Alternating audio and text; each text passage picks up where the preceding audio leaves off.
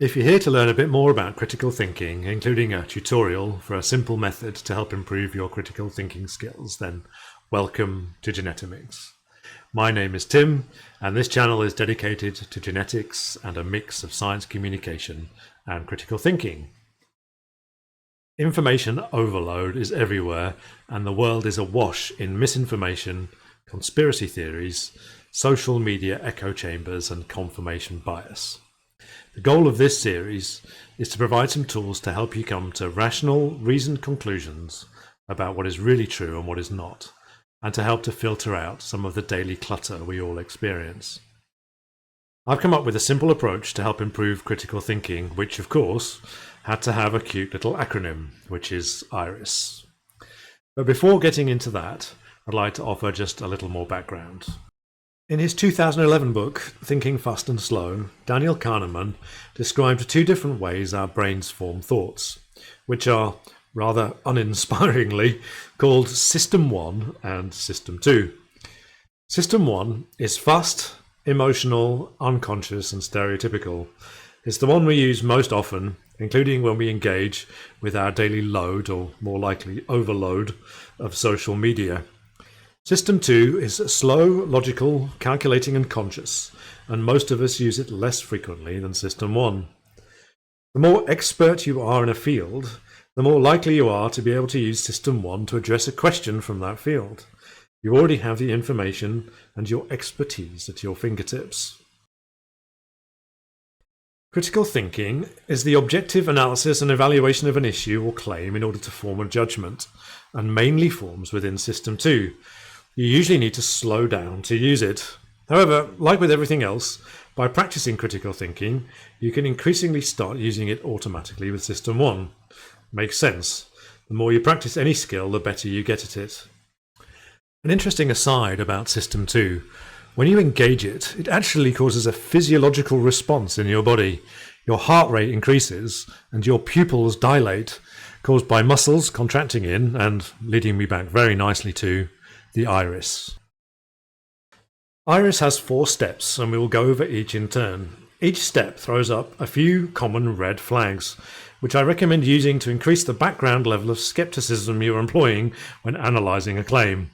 The more red flags there are, the more skeptical you should be. You can also use multiple red flags as a filter to help to improve the speed of your analysis. And with some practice, you can even bail out midway through IRIS and abandon a false claim in order to save yourself some time. We will deliberately not be doing this during this series, as the whole point is to practice the whole process and by doing so, get better. I'm originally from Yorkshire in the north of England.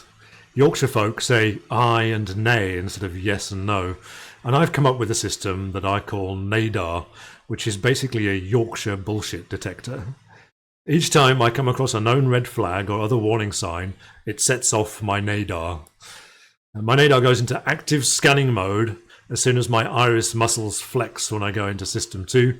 However, I've been training my Naydar for decades, so sometimes it gets triggered subconsciously while in System 1. The first step of IRIS is the identify step. Here we want to be having a look at the claim and identifying what and why is going on. We need to make sure that we understand the scope of the claim, and we need to check it for logical consistency, biases, and background assumptions. So some of the common red flags we come across in the identify step are claims that we've already debunked. So if we've already used the IRIS process or gone through these before, then we may not want to waste our time doing it again. Generally speaking, I'm going to be ignoring this first red flag throughout this whole series because we want to be practicing and going through and looking through debunked claims. Any claim that contains some kind of logical fallacy is something that's going to throw up a red flag. We're going to be doing a bit more about logical fallacies in another video. I'm going to mention them here. Any claim that requires some kind of conspiracy to be going on in the background is automatically going to throw up a red flag. Doesn't mean that all conspiracies are false. It just means that we're going to be looking at anything that requires a conspiracy with a lot more skepticism than otherwise. Generally speaking, the more people that would be required to be involved in a conspiracy, the less likely this claim is to be true. Extraordinary claims require extraordinary evidence, so anything that's making some kind of extraordinary claim is also going to throw up a red flag.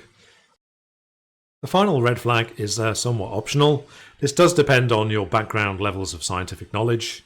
It's not something that I can use in every field of science because I'm not an expert in all of them.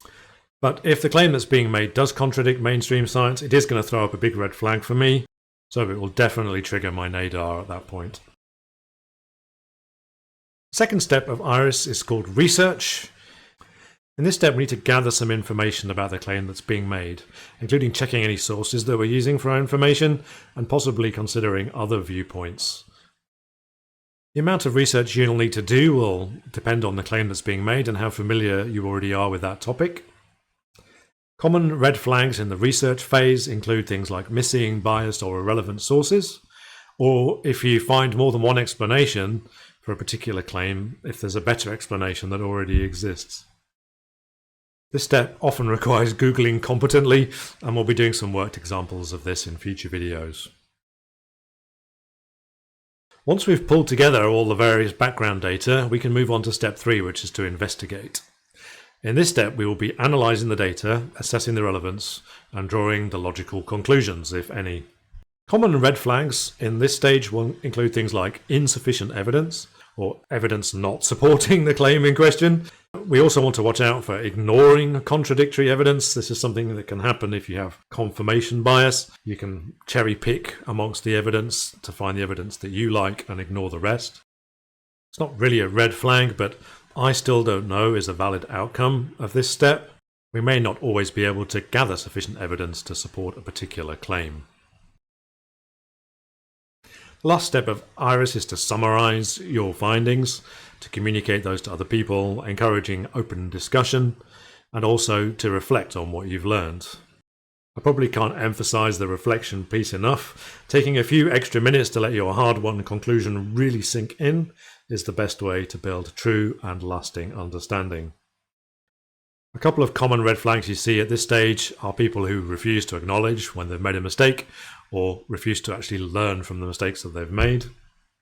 We all get things wrong all the time. Refusing to acknowledge that you've got something wrong means that you will never learn. So, to summarise, practicing already, IRIS consists of 4 steps: identify, research, investigate, and summarise. So now it's time for a bit of practice. We're going to do this for a number of topics in the future. Indeed, if there's a topic you'd like to see me cover, then please let me know in the comments. We're going to start with an easy one. The claim is, we need to breathe. That easy. Of course we do. If we don't, we'll pass out and eventually die. Thanks, System 1. Job done. Next, please. Except, of course, we're not doing that. Time to engage System 2. I want you to feel yourself breathing.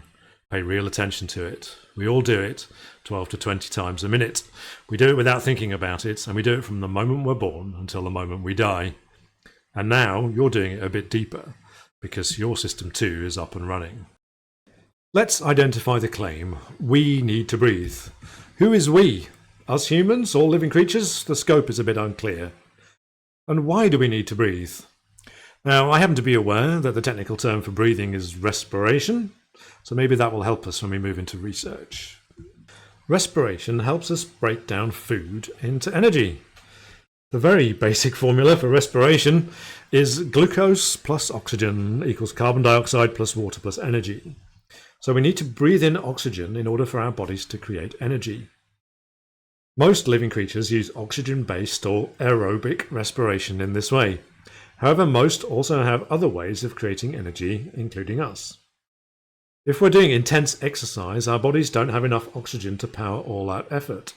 So we start using anaerobic respiration, so non-oxygen using respiration as well, where glucose is converted to lactic acid and energy. This is not as energy efficient, and the lactic acid builds up, causing fatigue, cramp, and in the subsequent days, muscle stiffness. We also carry around with us trillions of anaerobic bacteria in our gut, for whom oxygen is poisonous. So although we need oxygen to survive, they need the opposite. And we also need them. And they use fermentation as a method to get energy, and by doing so help break our food down into more readily usable molecules for us. If we really want to get into the weeds, we can start digging into the various biochemical pathways required for all this respiration. And then the protein enzymes involved and the genes that code for the proteins and the other genes and proteins that help to regulate those genes, or how oxygen is transferred around the body to every single cell because we don't have a central motor producing energy for us. Every cell is its own tiny energy factory and every cell needs its own oxygen. So to summarize our investigation, we humans do indeed need to breathe, as this is the main way we produce energy to live. There are other ways that we and other creatures can also produce energy as well. And just taking that small moment to reflect, isn't biology fabulous? Living creatures are fascinating. Stick with me, we're going to learn a lot more about them on this channel. Next time we'll take on something a bit more challenging. I'm also planning an overview of the more common logical fallacies touched upon earlier. There are significant overlaps between the scientific method and the more generally applicable skill of critical thinking, so we'll definitely have a closer look at that as well, including the extra steps scientists take to improve the robustness of their observations and conclusions. To wrap up then, Iris is a lightweight framework to help us with our critical thinking. We'll be meeting her again. And that wraps us up for today. If you like this kind of content, please drop a like on the video. If you'd like to see more, please consider subscribing to the channel. If there's anything else you'd like to see covered or have any questions or other points to make, please drop a comment below. If you'd like to support the channel more directly, then please join our Patreon. There's a link in the description below. Remember, science is amazing. Thank you for joining me, and I'll see you again soon.